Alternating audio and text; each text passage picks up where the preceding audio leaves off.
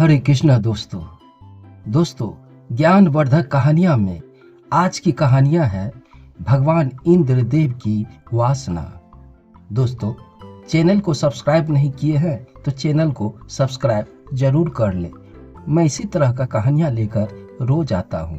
तो चलिए कहानी की ओर बढ़ते हैं। भगवान इंद्र के चरित्र की कमजोरी को एक सच्ची कहानी के माध्यम से दर्शाया गया है।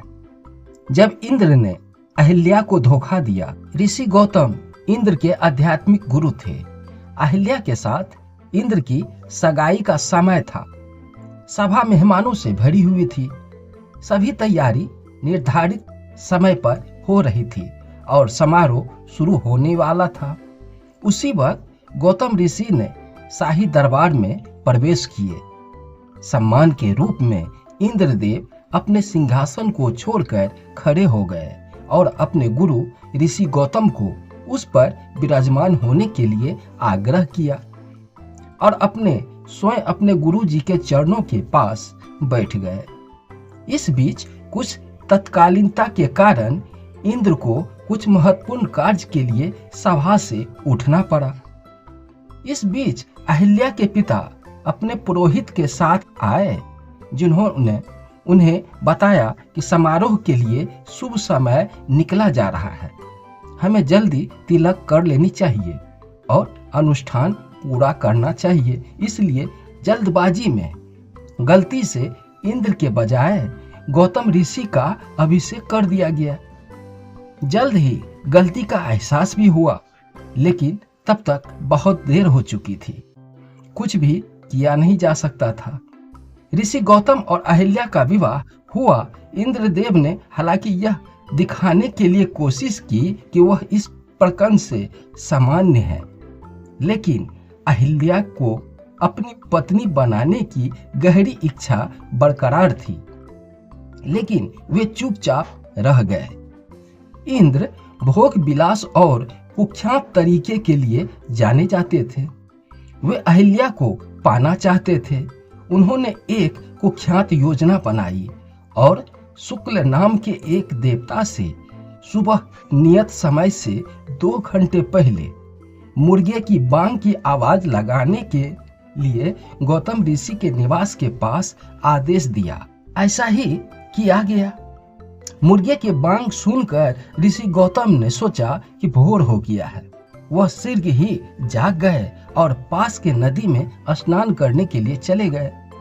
इस बीच इंद्र ने पृथ्वी पर उतरे और गौतम ऋषि का रूप धारण किया और चुपके से झोपड़ी के अंदर कमरे में चले गए, जहां अहिल्या सो रही थी, और उसने शारीरिक संबंध बनाने की इच्छा जाहिर की। अहिल्या इंद्र को पहचान नहीं पाई और पति गौतम समझकर स्वीकृति दे दी। उधर ऋषि गौतम को शंका हुआ कि आज बहुत जल्दी भोर कैसे हो गया। उन्होंने स्नान के बाद जल्दी से झोपड़ी की तरफ प्रस्थान किए। दूसरी ओर अपनी वासना पूरी होने के उपरांत इंद्र प्रस्थान करने लगा। उसने बाहर निकलने के लिए जल्दबाजी की, लेकिन तभी ऋषि और कुटिया में पहुंच गए और इंद्र को अपनी झोपड़ी से चुपके से भागते हुए पकड़ लिया। ऋषि ने क्रोध उत्पन्न हो गया और 1 मिनट भी बर्दाश्त नहीं किए। गौतम ऋषि ने इंद्र को उनके सर्वनाश कार्य के लिए श्राप दे दिया कि उनकी अश्लीलता उनके अपने शरीर पर 1000 स्त्रियों की योनियों के रूप में उत्पन्न हो जाए और देवता के राजा के रूप में उनका शासन भी आपात कारण विनाश हो जाए। नाराज ऋषि गौतम ने अपनी पत्नी अहिल्या को भी श्राप दे दिया कि आने वाले कई युगों तक वह एक साधारण चट्टान बन जाए। इंद्र ने अपने सर्वनाश कृत्य के लिए माफी मांगी और बाद में ऋषि गौतम ने अपना श्राप बदल दिया। 1000 स्त्रियों के योनि के बदले 1000 आंखें इंद्र के पूरे शरीर में उत्पन्न हो जाए। अहिल्या द्वारा माफी मांगने पर ऋषि को एहसास हुआ कि अहिल्या की गलती नहीं थी, क्योंकि इंद्र ने रूप बदलकर काम वासना किया था।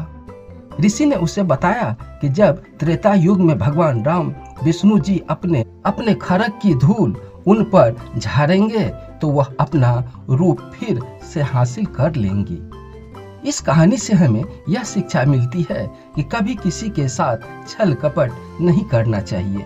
दोस्तों, कहानी पसंद आई हो तो चैनल को सब्सक्राइब जरूर कर लें। मैं इसी तरह का वीडियो लेकर रोज आता हूँ। धन्यवाद।